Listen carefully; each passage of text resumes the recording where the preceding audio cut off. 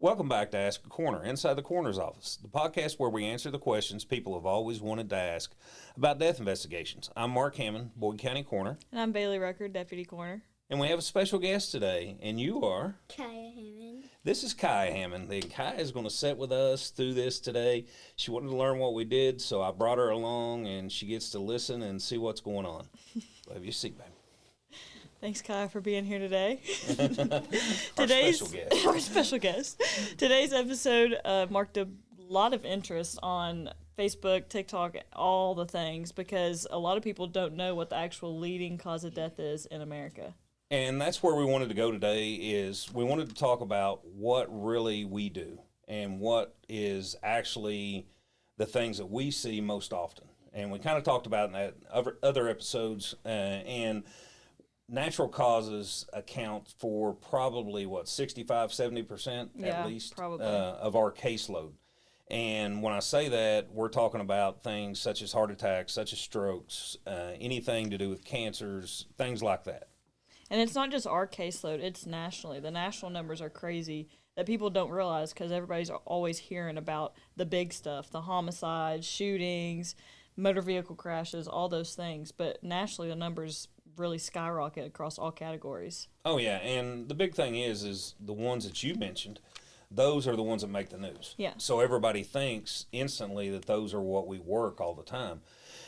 I'm a firm believer that with natural deaths, we miss a lot. And when I say we, I'm talking about as a medical death investigators across the United States miss a lot, because in a lot of places, a lot of these deaths would be just signed out over the phone by another doctor, their doctor that wants to sign them out. We don't operate that way at our facility, but we have a smaller facility. So in our facility, we handle all these deaths. Anything that happens in a home that we've talked about, anything that happens in an ER we talked about. So those deaths account for about 70% of what we do. And in a lot of jurisdictions, those are just signed out. And I'm glad that we do investigate those, because those matter and things slip through a lot. I looked at a tox today.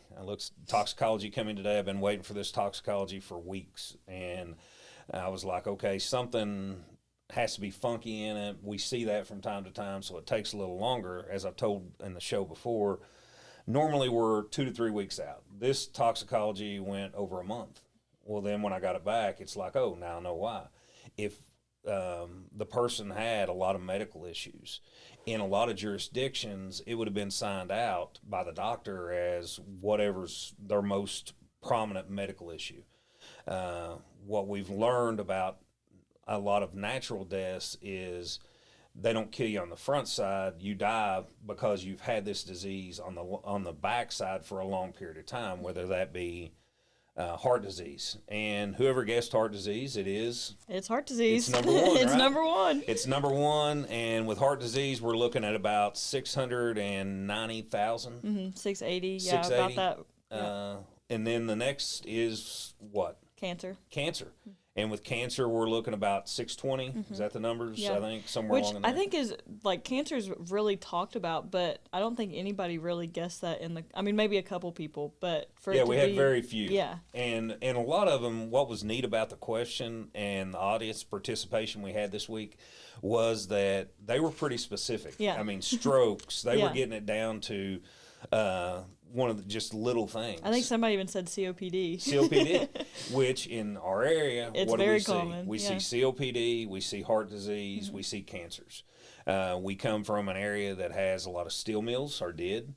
We have refineries, we have things like that, coal mines, different things like that, to where we have those chronic illnesses that we see over and over and over again. And those contribute a lot to a death. But until you actually work that death and do everything that needs to be done, we talked about perception. Perception is the homicides, the fire deaths, all this stuff that we see on the news and they make big headlines. That has to be what we do all the time. But in reality, it's not. So in one of the things that we had to wake ourselves up about in reality was toxicology. probably 6, 7 years ago, our toxicology we thought was 95, 96%, and it wasn't. And in reality, they were, our toxicology was about 78, 79%. We've upped that a lot. Once we realized what reality was, it was time to go ahead and up that.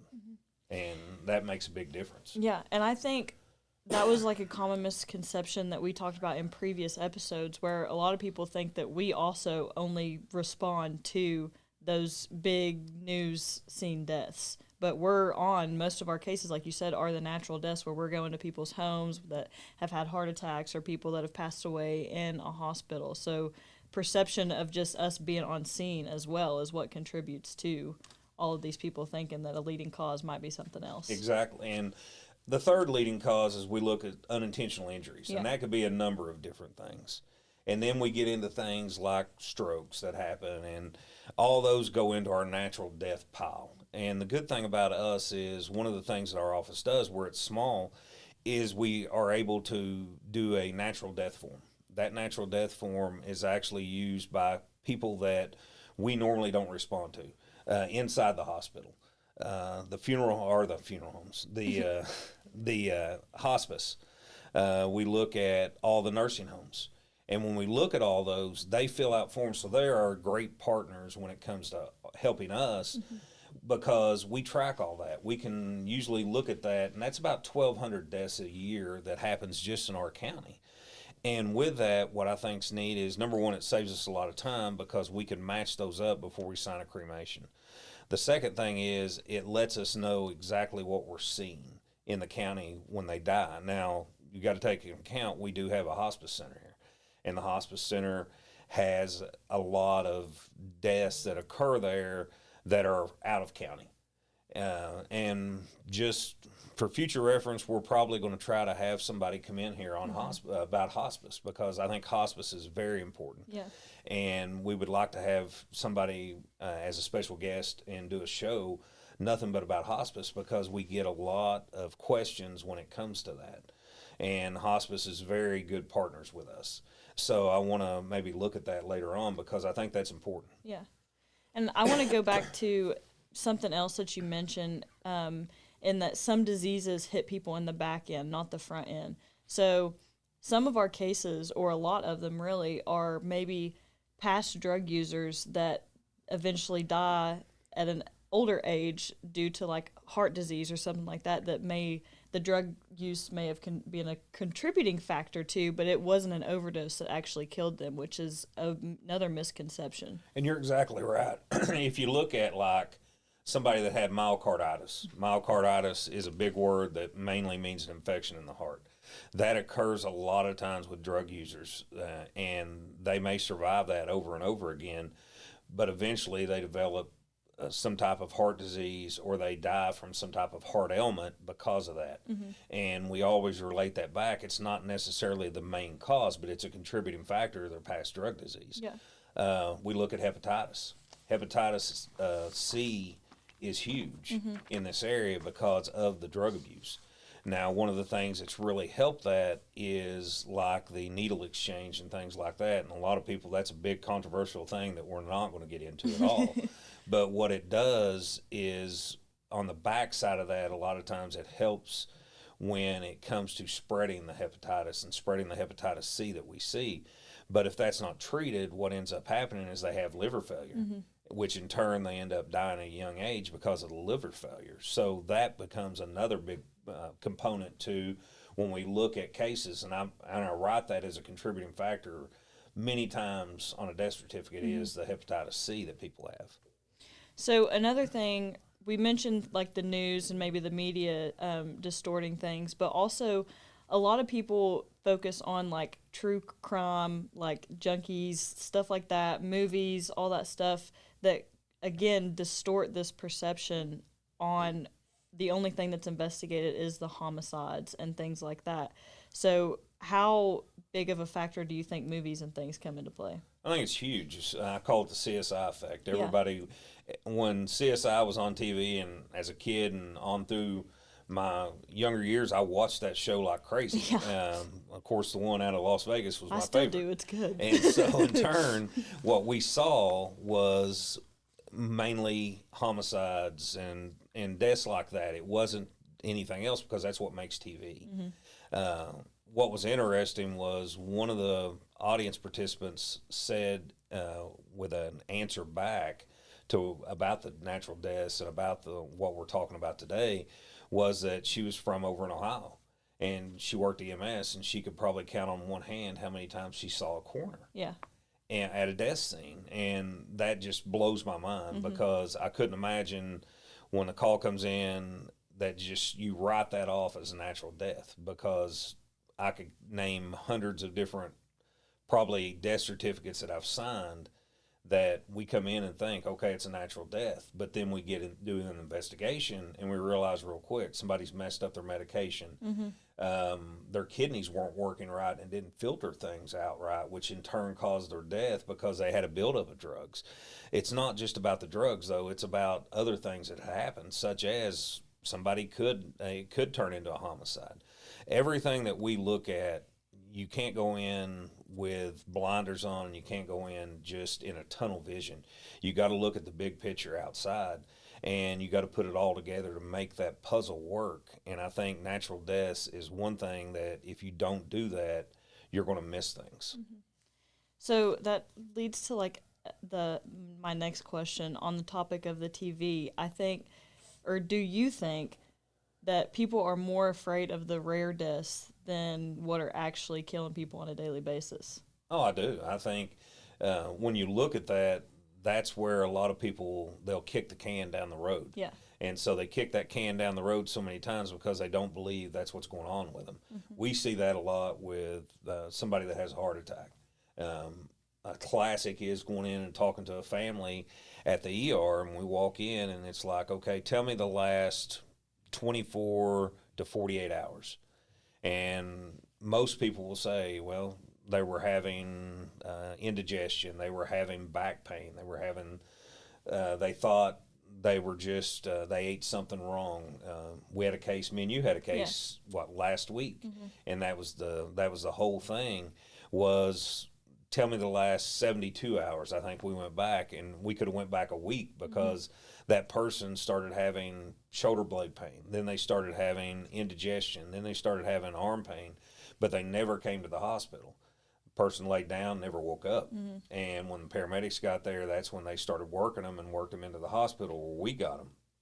The neat thing is when they are worked into the hospital, one of the things that we use is blood work that the hospital gets us, which we can look then at their CBCs. We can look at to see what their white counts are, to see what their lactic acids are, to see what their troponin levels are. That actually talks about, when we talk about the troponin levels is injury to the heart. We know CPR brings that up a little bit. We know different things will make that rise, but we see those numbers being very big sometimes, and we can use that as a tool just like we use toxicology or anything else. So those make a big difference when we're looking at things. Potassium levels. We get a potassium level that's either way high or way low, then we're looking, okay, that's why they threw that arrhythmia with their heart. That's why it went out of rhythm and it's doing different things. So all those, I think, come to play a lot. So then you have those like beneficiary testings at the hospital. So when you're working a scene, are there times when you see something on a scene that leads you to think it may be like a heart attack or something, but then you get all the testing that you're able to do at the office and it's something completely different? Oh, yeah, that happens a whole lot. I think when we start looking around, one of the things that I like to do when I come into the house after I talk to the family, if there's family there or whoever found them, is we'll look around them, see how they were laying, how they were found. We find a lot of people that looks like they just got up out of bed or they made it halfway out of the bed and they fell backwards into the bed or they're on the floor. That's a very common thing that we see. So you look at the whole scene. Why were they getting up?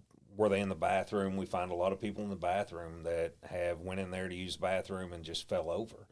All those things, I think, play into putting that picture together and making sure the puzzle matches, because if the puzzle don't match, then yes, it's getting autopsied. but we see a lot of things that once we get everything that we need from the scene investigation, their medication list, did they take their medication? A lot of people we get and we count medications. That's another tool that we use, is counting that medication out to tell us whether they were compliant with that medicine or not. And I think all that comes into play. And a bunch of the pertinent negatives too. You may walk in and you don't see a sign of something, so then your brain starts working in that way where it's like, okay, it may not be this then because I didn't see this. Exactly. Just like a lot of people used to and still do have nitroglycerin. Yeah. Is a nitroglycerin laying there? Is it laid out? And back in the day, nitroglycerin was little tablets and in the glass jar or little glass bottle, and it had to be real dark because sunlight affects the strength of that medicine. Now it's went to a spray. As a medic, I thought that was the greatest thing in the world, because trying to get that little pill under somebody's tongue and let it dissolve and everything else, now you got to spray. So we start looking for things like that, because there's a lot of times when we talk to families, one of the things they tell us is we start going down the list. Do they have high blood pressure? No. Do they have diabetes? No. Do they have breathing problems? No. But then we see a list of medications over there and we're like, okay, I thought he had or she had high blood pressure. No, she takes that pill every day and her blood pressure stays fine. Well, to us, that's an indication that probably they've got some heart disease. Yeah. We look at somebody's feet and see if they've got a lot of swelling in the feet, things like that we're looking at. This time of year, breathing problems are huge. You see that working in the ER, is that all of a sudden you get an uptake on shortness of breath like crazy coming into the ER, because people starting to have congestive heart failure and things like that really wouldn't be having it. But with the weather changes and how it changes, a lot of times we see that uptake in those. And I think one of the, like, not biggest signs, but something that I really learned stepping into this field, I was like, why does nobody ever have clothes on? But that's also a sign. Like, some people, it could be an overdose, it could be something completely different, but some people get that hot flash right before and they start, taking their clothes off, trying to make themselves feel better until they eventually pass. But that was something that I never even thought about until I was like, geez. And we see that it happens all the time. We see that forever. Yeah. And it's like when you walk in, especially when you go back to overdoses, is people used to think like the movies. Yeah. You talked about TV. Let's put them in the shower. Yeah. Let's put them in the shower and let's throw cold water on them. Let's put ice on them. We found ice everywhere on people in their groin and everywhere. And when we look at that, it's like, okay, now it's the same thing when people get heart failure or they can't breathe. We find those people a lot of times like they will be half on and half off the bed, and their legs will be dangling over the bed. That's called tripoding. And a lot of times we find people in a tripoded position. If you're a paramedic and you come in, or an EMT, and you see them in that position, they're sitting here trying to get a breath and they can't. The people that we see die like that is a lot of times they were on the side of the bed and they fell backwards. Well, 9 times out of 10, when you start looking, okay, they have albuterol treatments for breathing. They have all these things sitting there beside their bed that they were trying to get to, oxygen. We see a lot of people with CPAP machines, but they're not using them. They're non-compliant with their CPAP machine. Being non-compliant with a CPAP a lot of times will cause you to go into different arrhythmias. That's one of the number one causes for atrial fibrillation, which atrial fib, you can be fine unless your ventricles try to keep up with it. Well, we see that a lot. So that to us, that's a sign. To us, we're looking for things like that.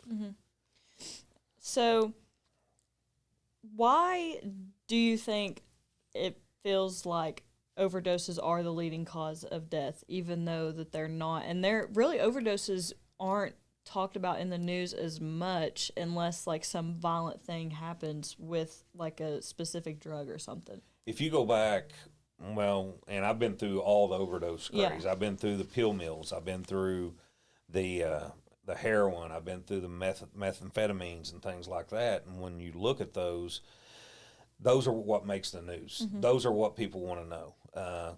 Kentucky puts out they have a task force on overdose deaths. So every year, here comes all the data out.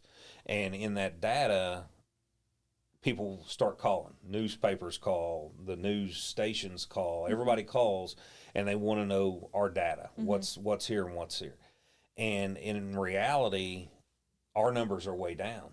But numbers being down don't sell papers, don't sell news, don't sell anything else. And it's great that our numbers are down, but we track that every year. And, we went from the COVID years, we were hitting 70 overdoses in a year. That's a lot for our county. And now we're back down to where we're down to normal. And when I say normal, 45 is still a lot. Quote unquote normal, yeah. But it's what we see. So when we look at that, that's a big thing. Yeah. So in reality, the overdoses is what makes the news. The heart disease doesn't make the news. The person that died from diabetes doesn't make the news. The cancer patients doesn't make the news unless they're young. So all these things that people die from are truly what we work 80, 90, or probably 80% of the time, 70 to 80.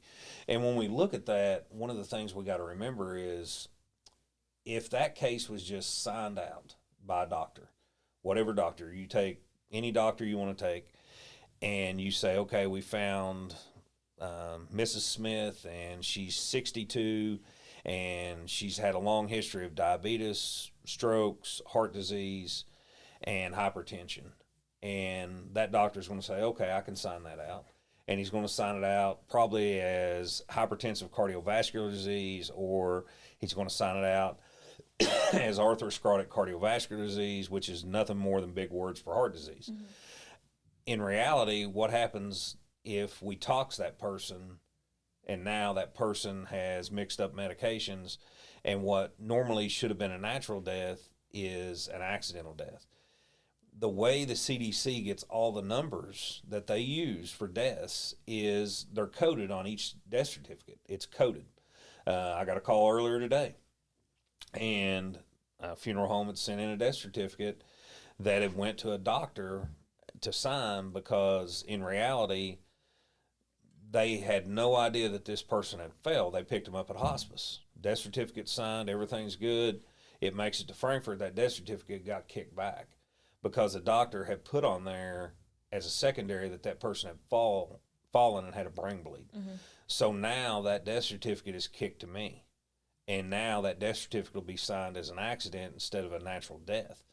How many times do you think, and really think about this, and this is a good thing for the audience, if the audience wants to really think about this, how many times do cases get mixed and missed and signed out as a natural death when really and truly it's something else? Oh my gosh, all the time. So in reality, does 680,000 people die a year of heart disease? That's when you start looking at that, that's $1 million question. Yeah. How many do truly, 620,000 people die of cancer a year? On paper, yes, because that's what it's coded as. And somebody, I think on the TikTok side, said when you posted one of the things we were doing today, they said that they're on the funeral side and they see more heart disease come through than anything. And they were like, is that truly what they died from? And what you got to ask yourself is what we said last week, is where you're at and where you die truly matters when it comes to a death investigation, because if it's truly not investigated, how does somebody really know that's the truth? And what we want everybody to be is the truth. We want to give closure as death investigators. We want to make sure the family gets closure, and we want to make sure that the death certificate is as accurate as it can possibly be. Yeah.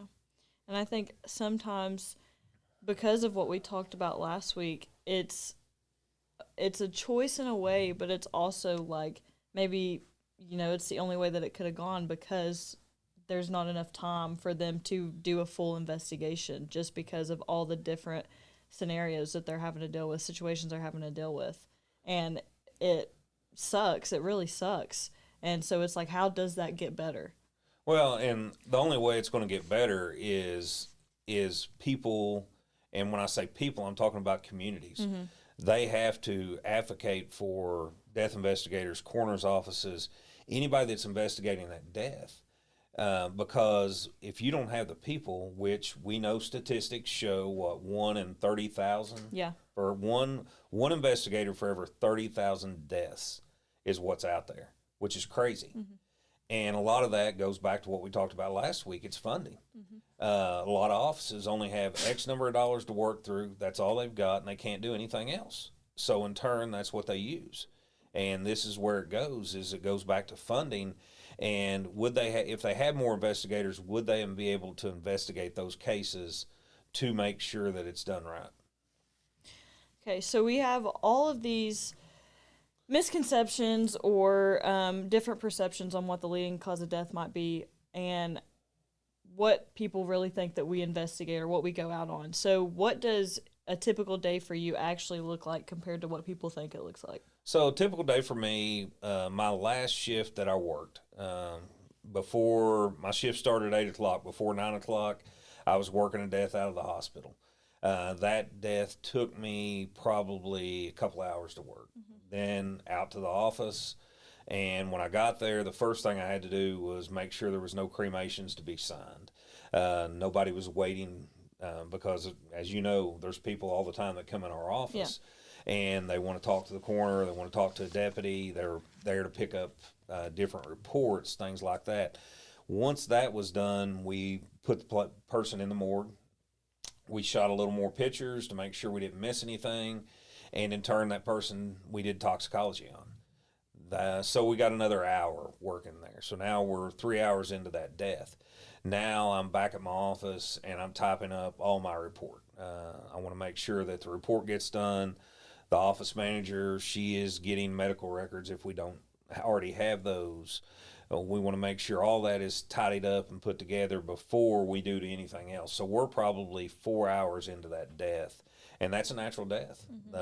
We pretty much knew what happened to the individual, and it was a natural death, but it still took us 4 hours to work that death. Yeah. And so that's a typical day.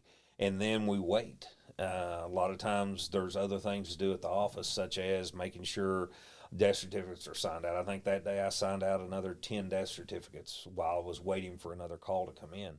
So all this stuff happens, and my phone rings probably 100 times. Yeah. And in between all Just a that, couple hundred, it's all right. so in turn, that's a typical day for us. And we may run 3 of those deaths.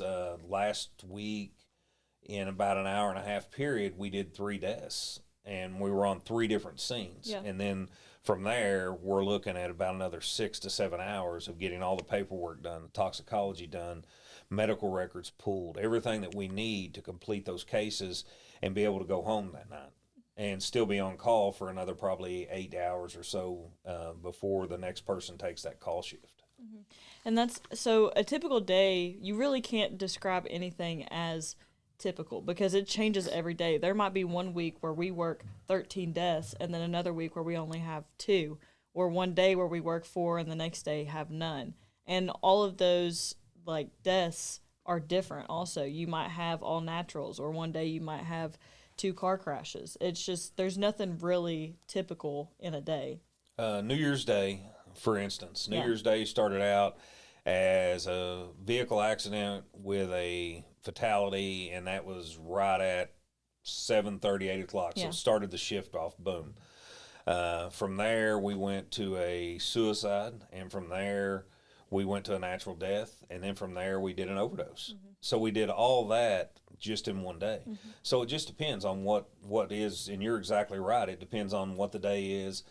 Our normal month, when you look at a normal month, we look at probably over 150 natural deaths that come in that we don't investigate, that we still have to look at. We sign out roughly about 75 cremations, and then we investigate another anywhere between 25 and 27 deaths as far as actual open up investigations. That's a normal month for us. Some offices will double and triple that, with more population, and the bigger the office, of course, the more they're going to work. So with our office, though, that's our typical. Let's see a typical month in Boyd County Coroner's office. So with those, and we've talked about in previous episodes how you work a case from start to finish on various scenes, stuff like that. So, how many times do you go into a scene and you could say that you know exactly what happens? Never. Yeah. And the reason I say never is I never want to back myself into a corner. I No never want to assumptions. assume Yeah. anything. I want to, and I think I told you this when you started, is don't assume anything and let the evidence follow where it's going to lead you. Because if you watch everything and you go in with an open mind, that that right there is going to let you investigate that case like it needs to be. We deal with people from the richest to the poorest. We can deal with somebody that has the biggest criminal history in the world. That's not what killed them. Now, it may contribute to their death when you look at why, Yeah. different things that happen. But in reality, that's not what killed them. And they deserve the same investigation as anybody else. And so, without that thorough investigation, then you're going to assume why somebody died. You're going to assume that this caused their death, and it may be something totally opposite of that. Yeah.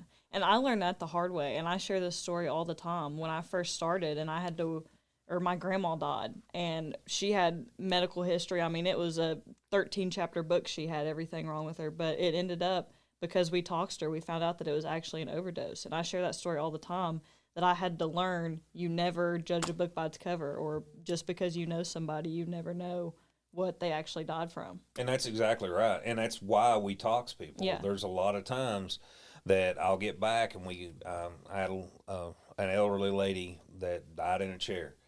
And the son was there, and he come in. He's the one that found her. We talk. Everything's good.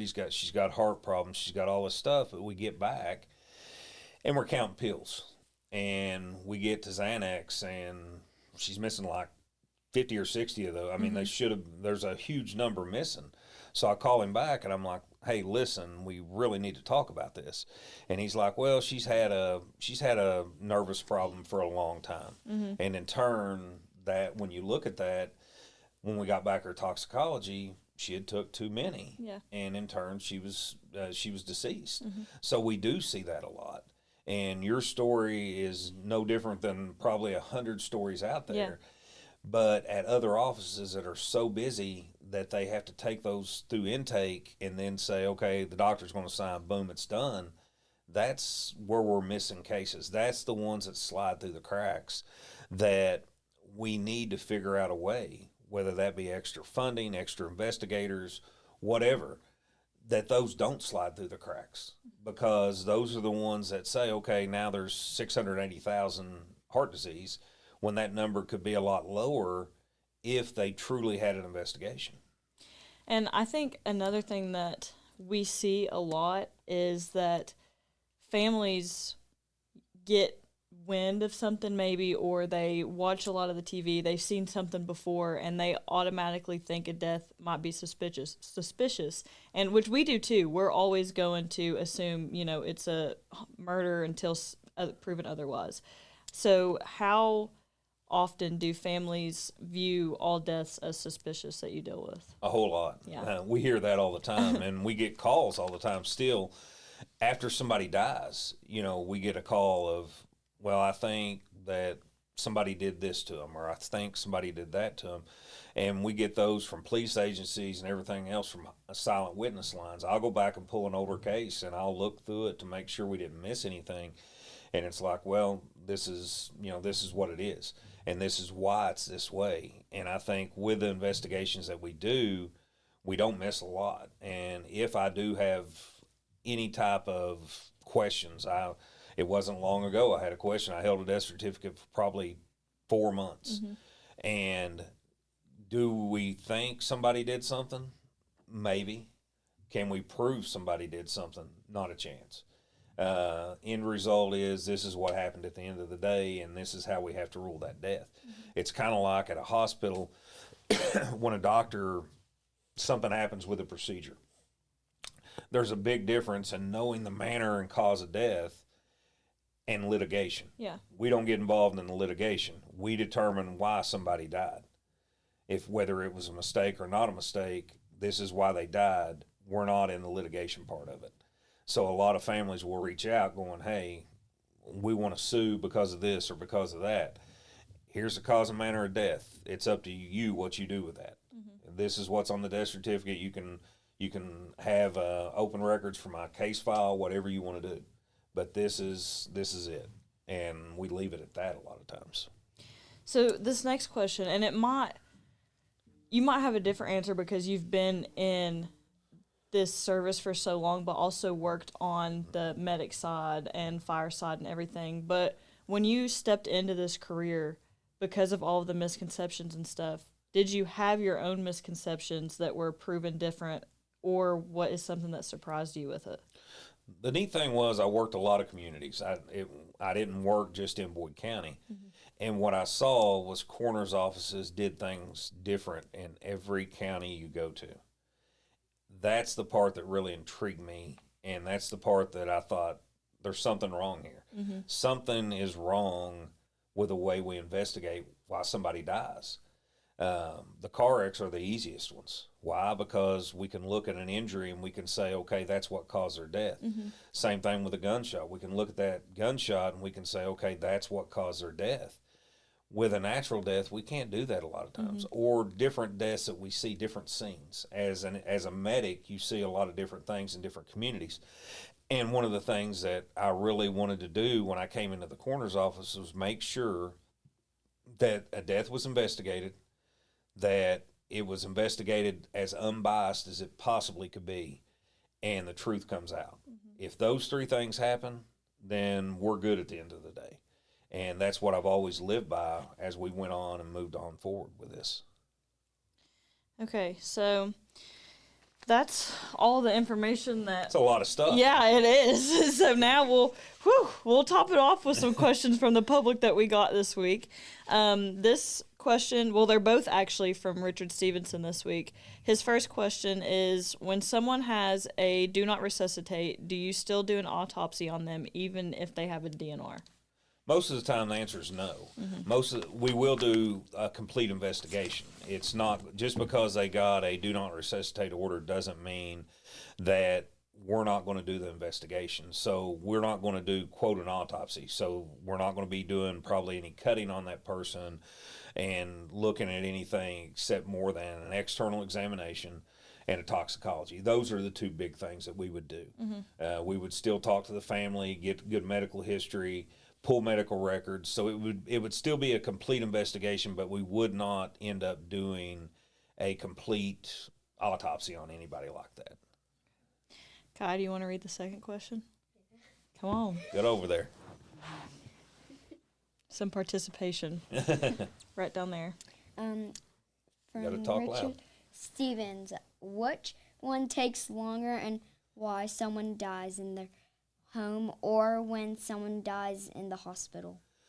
So two completely different things. If they die in the hospital, say in the ER, we're going to work that just like a home death, except we're going to have some more testing.